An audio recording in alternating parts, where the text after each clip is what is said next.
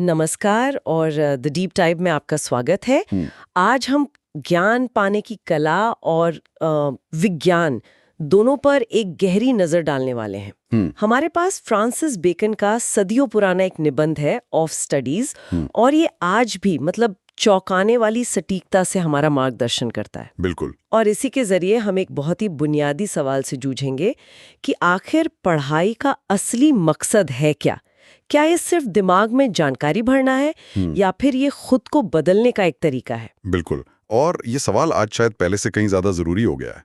हम सब मतलब एक सूचनाओं के महासागर में जी रहे हैं और सच कहूं तो ये थोड़ा थका देने वाला भी है। हाँ, हर तरफ से कुछ सीखने का एक दबाव सा है। सही बात है। तो बेकन का ये निबंध इस पूरे शोर में एक शांत आवाज की तरह है। वो पढ़ाई को सिर्फ एक एकेडमिक अभ्यास नहीं मानते। उनके लिए ये जीवन जीने, सोचने और दुनिया को बेहतर तरीके से समझने का एक प्रैक्टिकल औजार है। एक औजार? हाँ, ये सिर्फ फिलॉसफी नहीं है, ये एक तरह का दिमाग के लिए यूजर मैनुअल है। User manual? वाह, ये बहुत दिलचस्प तरीका है इसे देखने का। और बेकन इस मैनुअल की शुरुआत सीधे सीधे करते हैं पढ़ाई के 3 मुख्य उपयोगों से। पहला है डिलाइट, यानी आनंद के लिए, जो हमें अकेलेपन या फुर्सत में मिलता है। बिल्कुल। दूसरा है ऑर्नामेंट, मतलब अलंकार के लिए, जो हमारी बातचीत में एक चमक, एक वजन लाती है। सही। और तीसरा है एबिलिटी, यानी योग्यता। हाँ, और ये तीसरा उपयोग, योग्यता, ये शायद सबसे ज्यादा व्यवहारिक है। बेकन का मानना है कि पढ़ाई हमें व्यापार, कामकाज और मतलब बड़े फैसले लेने की क्षमता देती है। यहाँ वो एक बहुत बारीक लेकिन जरूरी फर्क बताते हैं। वो कहते हैं कि जो लोग सिर्फ अनुभवी हैं, जिन्हें वो एक्सपर्ट मैन कहते हैं, अच्छा, वे अपने अपने काम को लागू करने में तो माहिर हो सकते हैं, लेकिन जब बात बड़ी योजनाओं की आती है, स्ट्रैटेजी की आती है, उन्होंने मार्शलिंग ऑफ अफेयर्स कहा है। बिल्कुल, मामलों को संभालने और व्यवस्थित करने की, तो ये कला वो कहते हैं पढ़े लिखे लोगों से ही आती है। लेकिन यहीं पर एक चेतावनी भी है ना? हाँ, तुरंत। बेकन हमें फौरन संतुलन की याद दिलाते हैं। उनका कहना है कि हर चीज की अति बुरी होती है और पढ़ाई भी इसका अपवाद नहीं है। जैसे वो कहते हैं कि पढ़ाई में बहुत ज्यादा समय बिताना आलस्य है, स्लॉथ। सच कहूं तो आज के इस हसल कल्चर में ये बात थोड़ी अजीब लगती है। बिल्कुल। आज तो ज्यादा पढ़ना एक खूबी मानी जाएगी, आलस्य तो नहीं। ये एक बेहतरीन सवाल है। देखिए, यहाँ बेकन के स्लॉथ का मतलब वो फिजिकल आलस्य नहीं है। अच्छा। उनका इशारा एक ऐसे बौद्धिक आलस्य की ओर है जहाँ इंसान सिर्फ पढ़ता रहता है और दुनिया के जो प्रैक्टिकल काम है उनसे कट जाता है। मतलब वो सिर्फ विचारों की दुनिया में जीता है। बिल्कुल, वो एक ऐसा विद्वान बन जाता है जो असल दुनिया में कुछ कर नहीं पाता। और इसी तरह अगर कोई अपनी बातचीत को सजाने के लिए जरूरत से ज्यादा ज्ञान का दिखावा करे तो वो एफेक्टेशन है, बनावटीपन। सही। और तीसरी चेतावनी तो और भी दिलचस्प है कि पूरी तरह से किताबी नियमों से ही फैसले लेना। The humour of a scholar है। हाँ, एक विद्वान की सनक। मतलब बेकन साफ कह रहे हैं कि असल दुनिया सिर्फ सिद्धांतों पर नहीं चलती। बिल्कुल। और यहीं पर अनुभव की भूमिका आती है। बेकन का एक बहुत ही गहरा विचार है। पढ़ाई प्रकृति को बेहतर बनाती है, लेकिन अनुभव वो पढ़ाई को बेहतर बनाता है। वाह। मतलब हमारी जो नेचुरल क्षमताएं हैं वो जंगली पौधों की तरह हैं। उन्हें अध्ययन रूपी छंटाई की जरूरत होती है, एक दिशा देने की। हाँ, लेकिन अगर उस अध्ययन को अनुभव की कसौटी पर ना कसा जाए तो वो सिर्फ दिशाहीन निर्देशों का एक पुलिंदा बनकर रह जाता है। अनुभव उस किताबी ज्ञान को जमीन पर लाता है, उसे उपयोगी बनाता है। ज्ञान और अनुभव एक दूसरे के पूरक हैं, दुश्मन नहीं। तो ये संतुलन ही सब कुछ है। और इसी से जुड़ा हुआ एक और वर्गीकरण है जो मुझे हमेशा सोचने पे मजबूर करता है। बेकन कहते हैं कि अलग अलग तरह के लोग पढ़ाई को अलग अलग नजर से देखते हैं। उनकी वो मशहूर पंक्ति है, crafty man contempt studies, simple man admire them and wise man use them. मतलब चालाक लोग पढ़ाई को तुच्छ समझते, सीधे साधे लोग इसकी प्रशंसा करते हैं और बुद्धिमान लोग इसका इस्तेमाल करते हैं। मुझे लगता है ये चालाक लोग आज भी मौजूद हैं। वो लोग जिन्हें लगता है कि असली ज्ञान तो स्ट्रीट स्मार्ट्स में है, किताबी ज्ञान में नहीं। हाँ, और एक बहुत ही माननीय प्रतिक्रिया है एक तरह से। चालाक या क्राफ्टी व्यक्ति को लगता है कि दुनिया सिर्फ तिकड़म और व्यवहारिक चालाकी से चलती है और किताबें इस खेल में किसी काम की नहीं है। और दूसरी तरफ है सिंपल, यानी सीधे साधे लोग, जो ज्ञान और विद्वानों को एक रहस्यमयी चीज की तरह देखते हैं और बस उनकी प्रशंसा करते रहते हैं। लेकिन बुद्धिमान व्यक्ति वाइज मैन, इन दोनों से अलग है। बिल्कुल, वो समझता है कि पढ़ाई एक शक्तिशाली औजार है।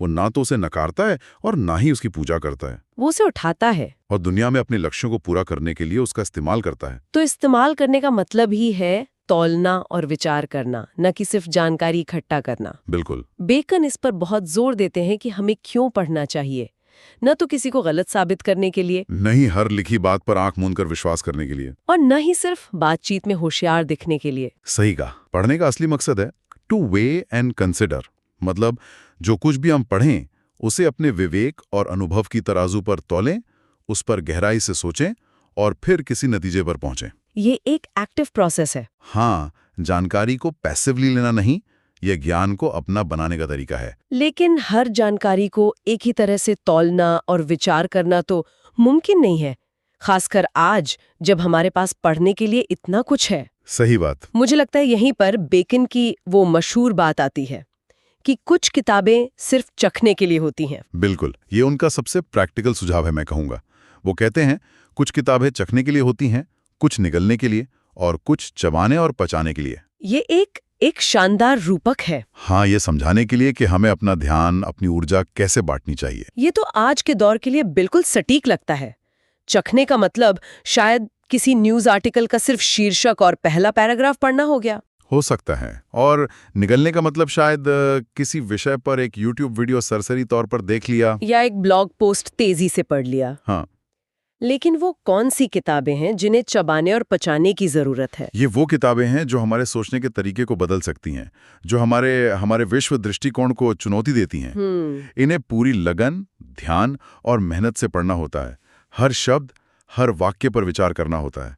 ठीक वैसे ही जैसे हम भोजन को ठीक से चबाकर पचाते हैं ताकि उसका पूरा पोषण शरीर को मिल सके। और इसी संदर्भ में वो डिस्टिल्ड बुक्स यानी सारांशों पर जो टिप्पणी करते हैं, हाँ, वो बहुत जरूरी है। वो कहते हैं कि ये आम डिस्टिल्ड पानी की तरह दिखावटी चीजें होती हैं। सोचिए, ये बात 400 साल पहले कही गई थी। हाँ, बेकन की ये चेतावनी आज के ब्लिंकिस्ट या यूट्यूब सारांश वाले कल्चर पर एक सीधा प्रहार है।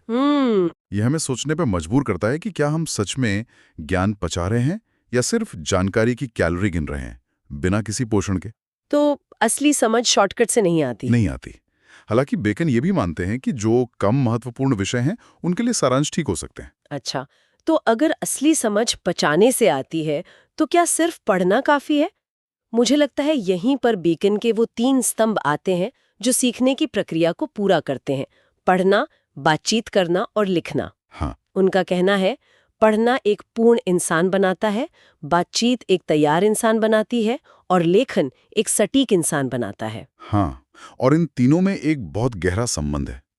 पूर्ण इंसान यानी फुल मैन का मतलब है कि पढ़ने से हमारे ज्ञान का दायरा वो वसी होता है, हमारे पास विचारों और जानकारियों का एक बड़ा भंडार होता है। लेकिन वो ज्ञान अक्सर बिखरावा होता है। बिल्कुल, बिखरावा और अव्यवस्थित। और यहीं पर बातचीत यानी कॉन्फ्रेंस काम आती है, जो हमें एक तैयार इंसान बनाती है। हाँ, जब हम दूसरों से किसी विषय पर बात करते हैं तो हमें अपने बिखरे हुए विचारों को तुरंत समेटकर, व्यवस्थित करके प्रभावी ढंग से पेश करना पड़ता है। इससे हाजिर जवाबी बढ़ती है। बिल्कुल, विचारों को तेजी से संगठित करने की क्षमता बढ़ती है। हम मौके पर सोचने लगते हैं। मैं पूर्ण और तैयार इंसान वाली बात तो समझ गई, लेकिन लेखन आपको सटीक इंसान बनाता है, एग्जैक्ट मैन बनाता है। ये थोड़ा गहरा है। क्या इसका मतलब सिर्फ व्याकरण और साफ लिखने से है, या बेकन कुछ और कहना चाह रहे हैं? ये सिर्फ व्याकरण से कहीं ज्यादा है। देखिए, जब हम लिखते हैं तो हमें अपने विचारों की हर अस्पष्टता का, हर कमी का सामना करना पड़ता है। हम अधूरे या गोलमोल विचारों के साथ काम नहीं चला सकते। लेखन हमें अपने विचारों को तराशने, उन्हें साफ करने और एक तार्किक, सटीक रूप देने के लिए मजबूर करता है। हाँ, ये मैंने भी महसूस किया है। मैं एक विषय पर घंटों बोल सकता था, लेकिन जब उस पर एक लेख लिखने बैठा तो मुझे एहसास हुआ कि मेरे आधे विचार कितने अधूरे और कमजोर थे। सही बात है। बेकन बिल्कुल सही थे। किसी विषय को सच में समझने का सबसे अच्छा तरीका है उस पर लिखना। और बेकन इसके परिणामों का भी विश्लेषण करते हैं।